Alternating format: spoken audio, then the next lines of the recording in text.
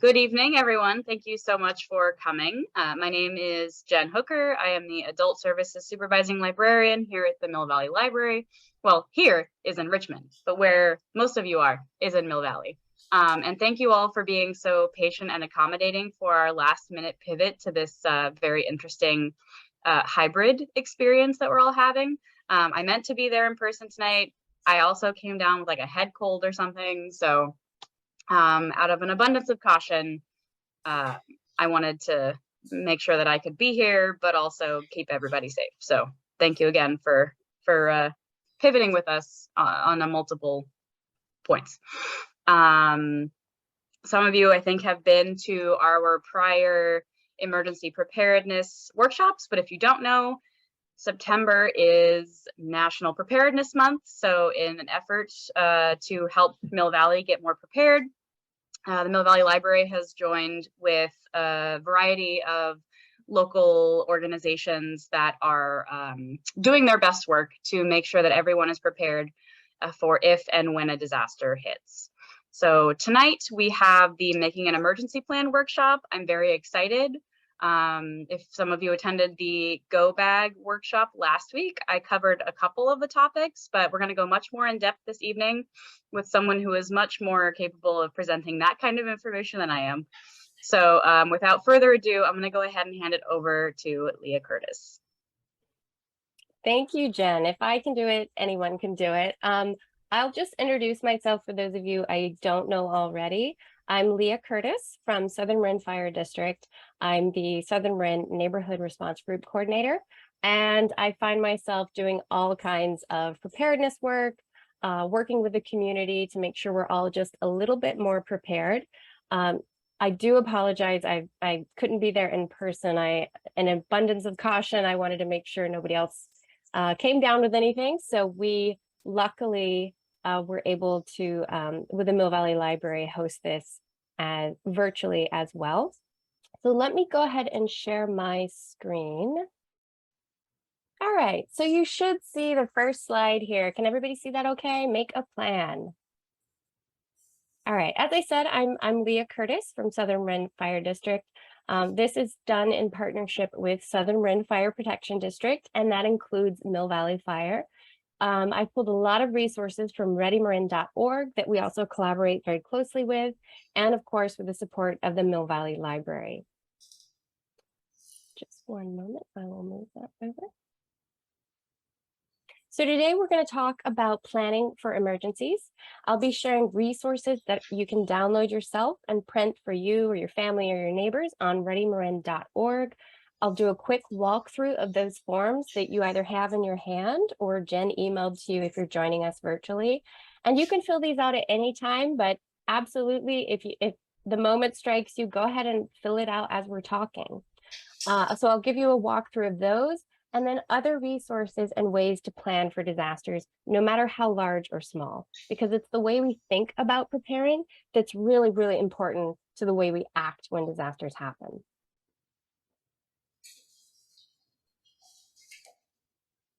All right, on the screen there, you should see a quote that I pulled from ReadyMarin.org. The same connections that are important in everyday life are even more crucial in a crisis. And that's something I'm going to focus on today. The connections you have to people, resources, your community are a crucial part of planning for emergencies. Regular communication will be disrupted, not to mention your day-to-day life. And communication is key to making a good plan. And before we get too far, I just want to emphasize that the important thing is to take action. Every little step we take is a step towards getting prepared. So it doesn't matter if this is the first time you've ever thought about it, if last week with Jen in the library was the first time you packed your go bag, or you're a preparedness professional. All of us need to take little steps towards being more prepared and planning, because things change and of course information changes. I just want to emphasize, it's not about perfection, it's about action. So this is going to be a very action-oriented talk. I'm going to talk you through some concepts in preparedness planning that you might have heard don't get bogged down with it.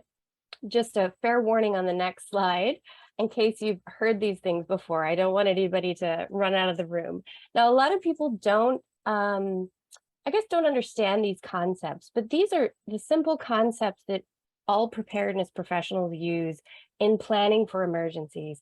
And this can apply to your life as well. And I just want to go ahead and get it out of the way so we understand where all of this fits in with the planning that we're going to talk about. So again, don't get bogged down with these terms. It's not a test. I want to help demystify these and help explain how they fit into the process in case you hear them again. So when thinking of emergency plans, I like to slice it into two pieces. One is the wider plan, which this chart represents here. It's the big picture of what you'll do before, during, and after a disaster.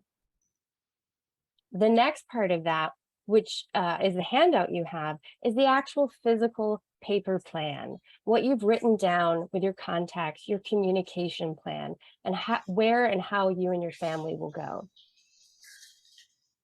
So just to explain these a little bit more, if you're not familiar, you might hear the word mitigate. I'm personally a little sick of that word. I think we've heard it a lot through the pandemic and through various disasters we've had and fires in California. It's kind of a heavy word. So I just want to think of it, I want you to think of it, and part this that helped me, think of it as reduction or actions you take to lessen the severity of an event. So mitigation is something as a lesson you've learned, and then you apply it to next time. So maybe you have evacuated before and you had lessons you learned from that you're going to take and you're going to put into action to help reduce risk in the next event that you have to evacuate. Mitigation might also be something like vegetation management. Southern Marin Fire District, they have a shared service with Mill Valley Fire as well. You can get home inspections and property inspections. You might ask them to look at your property to give you some advice on what vegetation you can remove. That's mitigation. You're reducing the risk of how bad something's going to be when it happens. And of course, preparing, I think, is something we all love to do. It's my favorite part of it as well. It's the actions you take before disasters and emergencies happen. It's going to help you improve your outcomes and your community's outcome as well. Responding is how well those things fall into place and the action you take during an emergency to move towards safety. I always think of it as there's no right answer in an emergency. There's the best answer in that circumstance. So the more prepared you are, the more that you've planned and you understand where you need help and where your strengths are, you're going to respond much, much better. And the last part before this whole clock resets is recovery. The disaster happened. Now what do? Do you have somewhere safe to stay? Is there a shelter where you can take your pet because an apartment or a hotel won't take your animal? Can you get back to work if you need to? Is your community recovering? The better we all plan and prepare together and be honest with ourselves about where we need to improve, the better our recovery will be overall. So I hope that was a helpful explaining some of those concepts. And that's the big picture. That's the big plan. But it starts with the form, some of the forms that I'll go over in detail, is 3 simple steps. And you'll notice how they're all related to communication, because that's one of the first things to break down in an emergency, in chaos, and when we're stressed out. Unfortunately, we can't control that. So that's why we have to plan ahead and just realize it's a potential. So I'll go through the steps there real quick. And again, this is just the building blocks. You can go way beyond this, but this is the simple starting point to make sure that you can agree on a place to evacuate. And those who need to know where that's going to be, whether it's your family or your neighbors, your family outside of the state, choose a place. It's best to choose 2 places, honestly, in case one is inaccessible. So one might be more local and one might be out of the county. So if you have a particular spot in Napa County that's far enough away that in the event of a large, overwhelming disaster, you go north and you go to that spot. But it's no good if no one knows you're there. So make sure you share that evacuation location with your family, with your friends, your loved ones, the people in your circle. You'll hear that a lot today, your people, so that they know where to go to find you. And another good location is we have community refuge areas. Those are more local locations in case you cannot evacuate town. So right now, some of you are in Mill Valley Library, and your nearest community refuge area is the parking lot at Old Mill School. It's a large open space that there's very limited fire risk there. You would be safe there if you could not evacuate. And you can work with your family before something happens to say that we're going to walk down to Old Mill School, for example. So have somewhere you can get to by different means. If you're going to drive north, if you're going south, and if you're going to stay in town. Choosing an out of area contact, that's going to depend on your life circumstance, kind of your network of people in your circle. This person is going to act as a hub for information if you can't reach others close by. So for example, the example they use on ReadyMarin.org is you've got Aunt Alice in Portland. Everyone knows to call Aunt Alice. So my husband and I know to call Aunt Alice. My sister over in North Carolina knows to call Aunt Alice if she can't get in touch with me. So she becomes a conduit of information to make sure everyone's accounted for and everyone is safe, and she can get that information back to people. Try to choose someone outside the area who's likely not to be affected by the same disaster. I know that can be hard depending on your situation, but someone outside of the county. You know, we have a lot of shared services in the county, and that's not to say that people won't be there to help you, but just imagine the chaos. You know, if roads are down or communications down in Marin County, it might be better to have somebody a bit farther away. Honestly, again, for me, it's not Aunt Alice, it's my sister in North Carolina, because she will not be affected 99% likely. She will not be affected by the same disasters that I am over in California.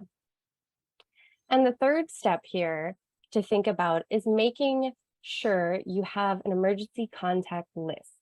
It's a little different than your out of area contact. That person may be on this list as well, but these are people who need to know that you're okay. It might be that your out of area contact contacts all these people on your list. Or if something's happened and you can't let your people know, your neighbor knows this information and can let them know, or your partner, or your adult child. You know, people need to know this information. The idea is that if you're separated from the day-to-day people in your life, someone else has this list and can go down the list and find out, are you okay? Where are you? And what kind of help do you need? Your emergency contact list, typically the form that I'll show you, it just has a handful of spaces, and you probably do want to keep it short and sweet, to be honest. It can also include space for your doctor, which you'll see when I go through the form, because that might be vital for you personally to have that contact on your list, especially if you have medical concerns. That may be someone that needs to be contacted in an emergency. All right, so those are the three foundational steps. I'm going to show you on the next slide. We're going to walk through the make a plan form just a little bit. It's nice and quick. And those of you who got the email, you can have a look at that. I will be sharing it on the screen here. And hopefully in the audience in the library, you've got copies of that. I think they made those available. So as you can see here, it's super simple.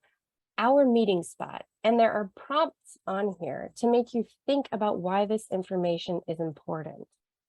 Before I get too deep, I do want to point out that this is available in English, Spanish, and Vietnamese on the ReadyMarin.org website. You can download and print all of those.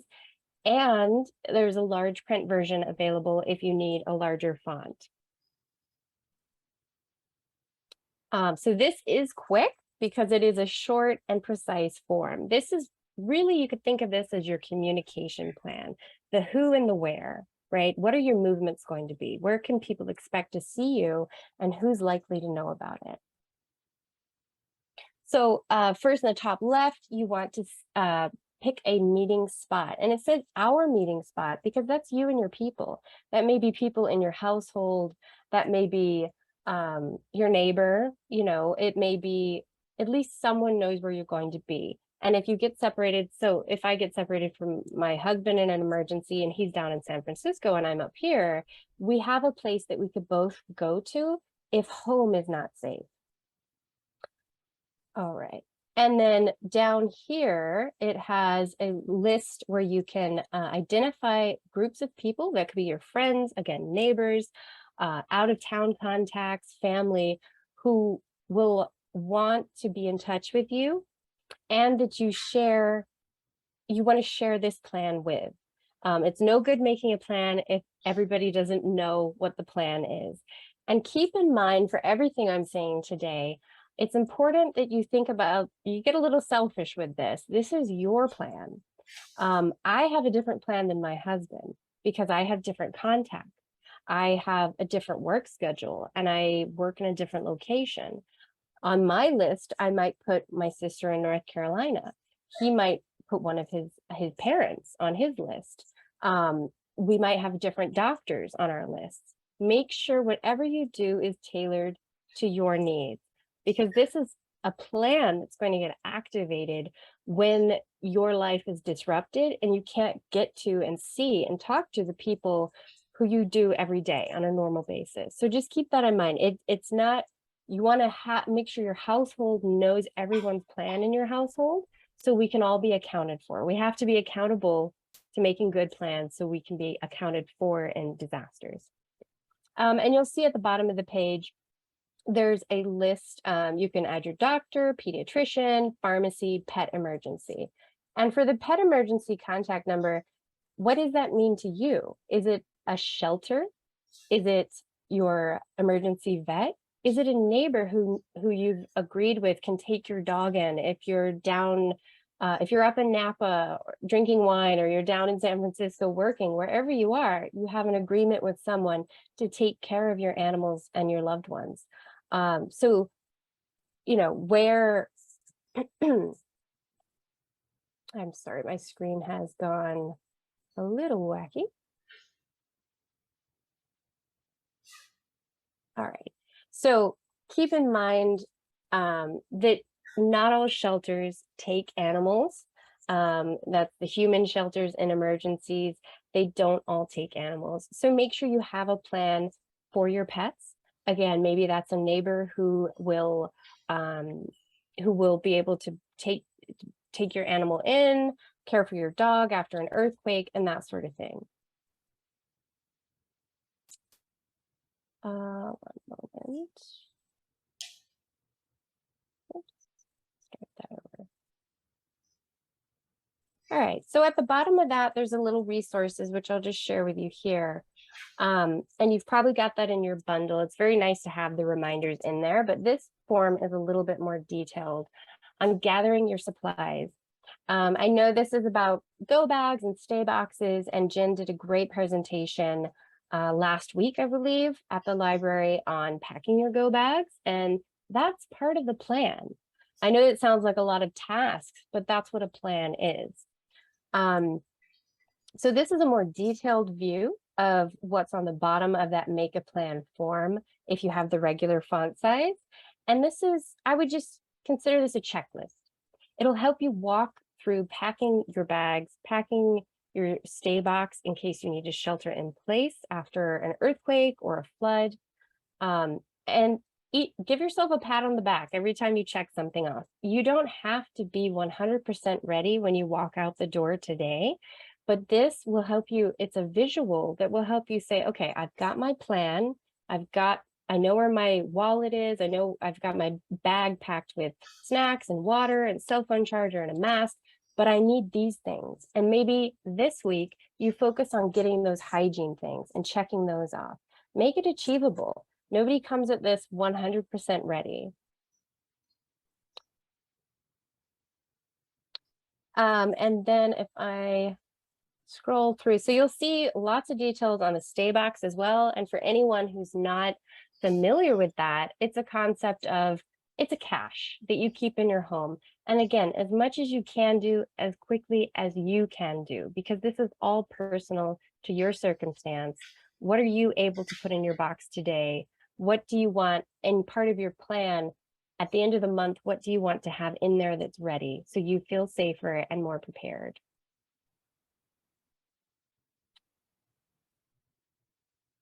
And I'm sorry this isn't scrolling properly, but at the bottom of that list, if you've got the printout, you'll see the last minute list. And I just wanted to kind of zoom in on that here.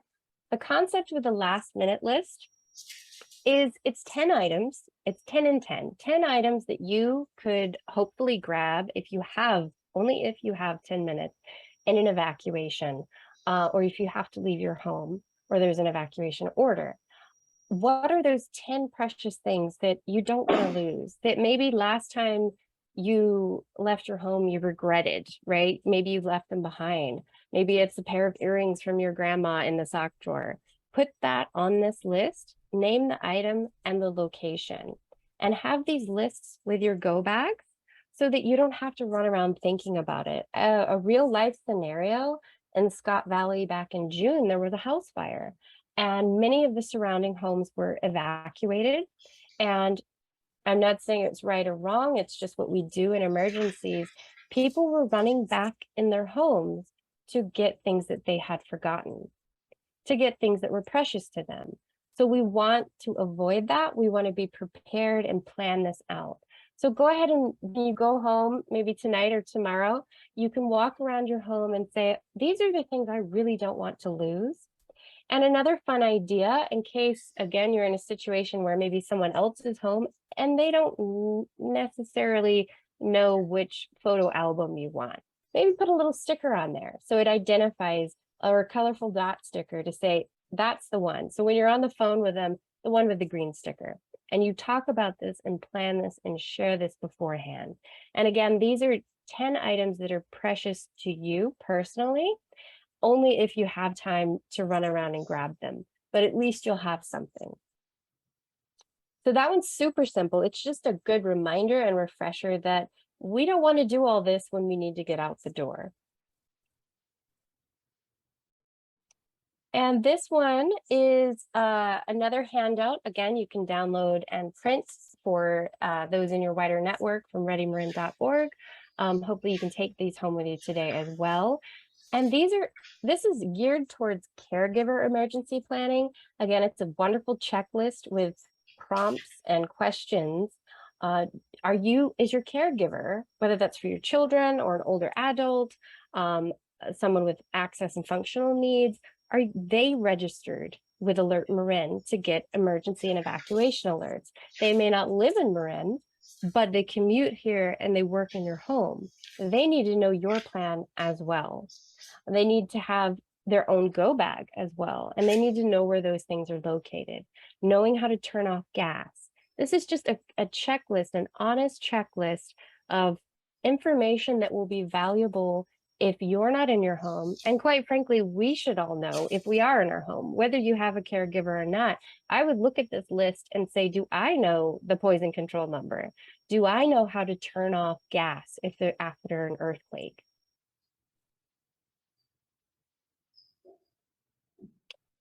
So you can look at that in more detail with the ones in front of you. But I found myself looking at that and asking myself these questions as well. And I will not disclose what I'm not prepared for, but at least I know I've had a reality check that these are things I can work on this week and next week and this month to get a little bit more prepared.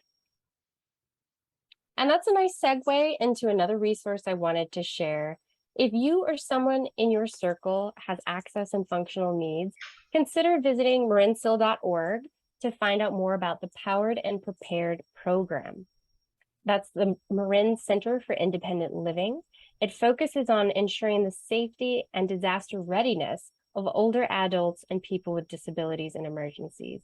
If you go to their website, you'll see a lot of the programs they offer and resources they offer for emergencies, for power outages. As part of the Marin program, the Powered and Prepared, they offer workbooks that are more geared towards folks with access and functional needs, whether you have them or you live with someone or care for someone who does. And they also support through their Disability Disaster Access Resources program. That's a bit of a mouthful, but it's super important. With a form of gift cards and battery power for those who need power to run medical equipment. You can go to their website. It is need-based, and you can apply if you have a medical device that needs power when PG&E have to shut the power off due to fire risk, or if there's a random power outage. And they also offer gift cards to help support paying for those devices as well. It is need-based, as I said, so have a look at their website, marinsil.org, for more information on how to get in touch with those resources. And I really encourage you to share their programs with folks in your life. Marinsil does a fantastic job in the county helping prepare us all. Another resource outside of the forms in front of you, which I want you to think of those as tools, right? It's a guidebook. There's no right or wrong way. There's only good and bad information and the best choice you can make at the time. And you know your needs much, much better than I will know your personal needs, or the fire department, or the police, or an emergency manager. You know what you need to take care of yourself and your family for 5 to 7 days in an emergency. But you can also help your neighbors. I want to talk a little bit about neighborhood response groups. They're a great layer to add to your preparedness and your emergency planning. The program is supported by Southern Marin Fire District, and I'm the coordinator for the groups in Southern Marin. So what does this have to do with planning? Well, volunteers in neighborhood response groups, they help connect with neighbors, find out who will need help in an emergency, and who can offer support. As a neighborhood response group, you could help your neighborhood work together on emergency planning and evacuations. You might be concerned that you all live on a one-way street. Well, talk to your neighbors about it. Get together and decide what you're going to do so that you all have a better outcome. You can also share resources that come from me and Southern Marin Fire directly. It's just a way to be organized, more informed about your neighbors. And that way, you know, if there's an evacuation and there's someone down the street who you've found out through doing this program doesn't have digital access and she has mobility issues. She needs an extra 10 minutes to know about an evacuation warning. And maybe you can even put her in your car so you're all getting out together. Those are the kind of things you can do. It's education and connection and training. Likewise, with the power resource we just talked about from Marin Sil, you might have a neighbor who has a backup generator, and down the street you have another neighbor who needs power to run medical equipment. That could be a resource that you could help connect within your neighborhood, or it might be something you need or you can offer. So I highly recommend, if you want to find out more about neighborhood response groups, feel free to email me at nrg@smfd.org. And planning is so much easier when we know more. So the more you can get to know your community and your neighborhood and your neighbors' needs, the better we're all going to do. And I wanted to open this up to some questions that I've been asked, and maybe you're wondering now. So these are just take-home questions. You don't have to answer this right this second, but one big one: when will I decide to evacuate? And that is very much part of your plan. Planning is also knowing when, not just the where and the who and all the logistics of it, but when are you going to evacuate? Is it going to be on a red flag warning day? You know, for those who don't know what that is, it's actually as severe as a tornado warning.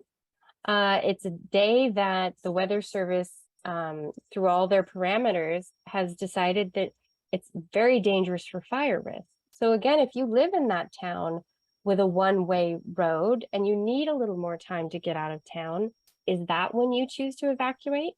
Go ahead and think about those choices now. Are you going to leave when you get an evacuation order or an evacuation warning? So a warning gives you a little bit more time.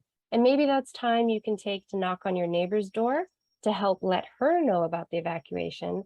Or it's time you can take to get your 4 kids and your 3 dogs and your 2 cats all into your car, right? Because you're going to need more time. So that's all part of the plan. When do I leave? What does it mean to me and my circumstance? Outside of that, is there a second location you can stay?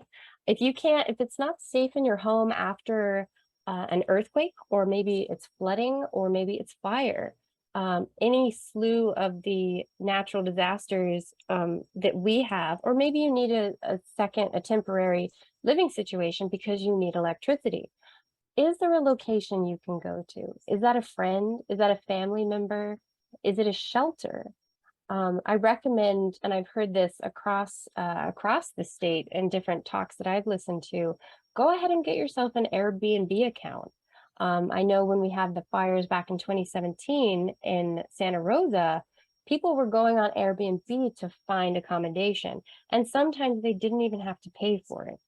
Sometimes situations worked out where those apps and those programs are used to help people find shelter.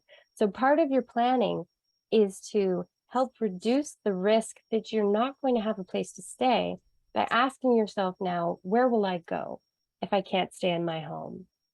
And what does that look like? What can I financially commit to? And again, super important, do I have what I need to store medication and use medical equipment and power outages properly? So that I'd ask yourself, and also find out from your neighbors, do they need that sort of help? Do they have equipment they need to run? And you're very happy to let them use a generator or a backup power supply or a solar power supply, but you don't know until you connect with your neighbors. And those are all things we can help each other do. And of course, simple thing like helping your neighbor fill out a plan. Maybe you're really close with 4 or 5 of your neighbors and you'd like to get together over a glass of wine and work on these handouts together. Share them with your neighbors, come together and find out what's good for you first, your household, and then your community, your neighborhood, because it's all going to impact our outcome. And I see the Q&A popped up there. I'll get to that in a moment. For anyone who would like to stay in touch with me, find out more about neighborhood response groups, the resources we have for preparedness at Southern Marin Fire District, go ahead and reach out to me at nrg@smfd.org. I highly recommend checking out the link to Southern Marin Fire District's website. There's a lot of resources on there. You can book a vegetation inspection that we talked about. You can put some of this plan into action. Now that you know these resources exist, you can start making it happen, and you can make it a regular part of your plan and something that you update.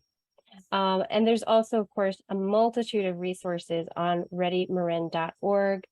On Southern Marin Fire District, there are evacuation maps. There are maps that show the community refuge areas to make that part of your plan, to find locations that are going to suit you and your family and your people in an emergency. So before I open it up to questions, last but not least, thank you for taking this step.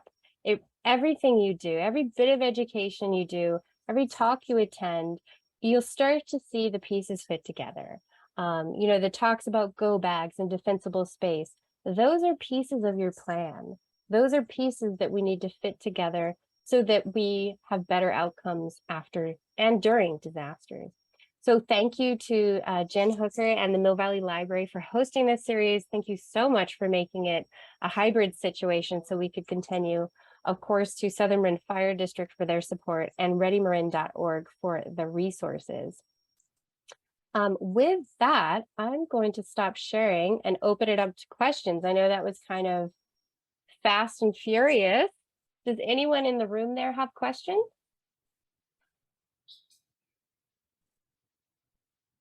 So I'll go through the questions in the Q&A real quick.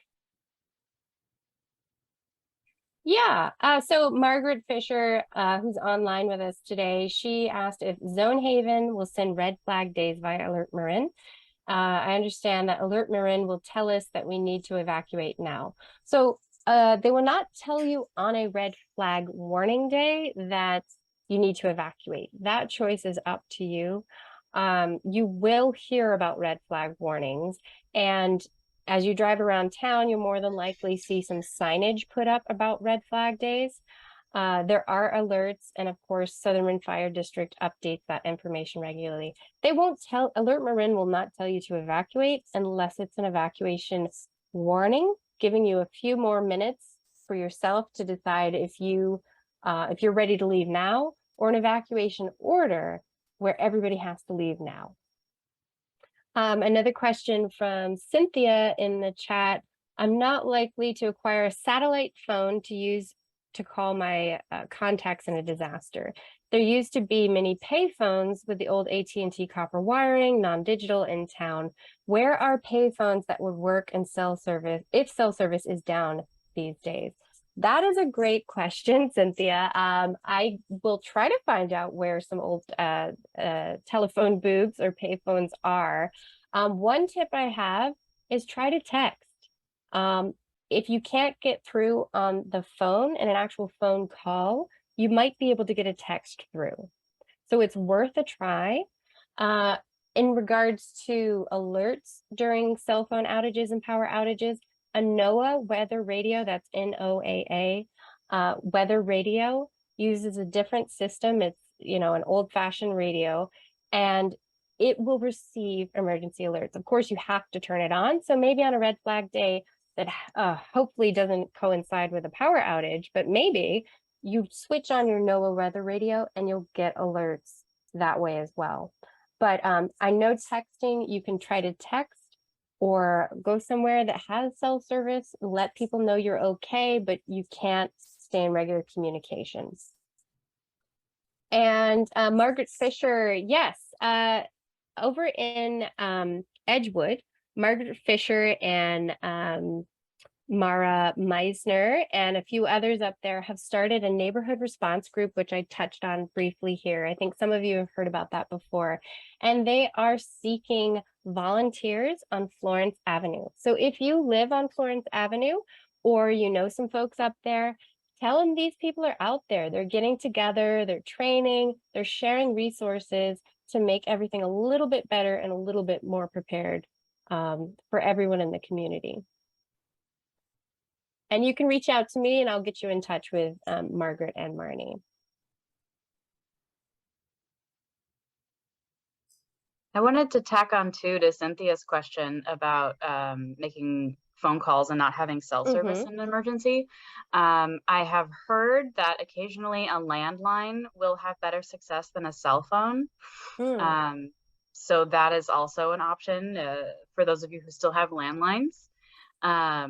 That might be an option as well. And if you don't have a cell phone, I'm sure that because disasters tend to become very community oriented scenarios, that someone will let you borrow their cell phone, even just to call someone and say, hey, I'm okay, but you may not hear from me for a while because I don't have a phone. Absolutely. Or maybe find out who, if you don't have an old-fashioned landline with the copper wiring that Cynthia was talking about, maybe get to know your neighbors and find out who has one of those phones. I don't have the phone, but I've got the wire hanging out hanging out the wall. So it's all about just being honest and finding out what resources are out there and what you can share with your neighbors as well. Yeah, and then to piggyback off of that, there is another similar to the neighborhood response groups. There is a group, I guess, called Map Your Neighborhood, which I think was created independently by a former firefighter. But essentially, I mean, it is what it says it does, right? You create a map of your neighborhood and you have just this little drawing and you say, okay, the Joneses live over here and the Smiths live over there. And, you have all these different groups, if it can just be your block or your street or what have you. And then phone numbers and resources. So say there's a big winter storm and you don't have a power saw or a chainsaw, but you know that your neighbor 5 houses down does. So Right. if a tree goes down on your roof, you can say, hey, can you help me? Because you know that person has a power saw.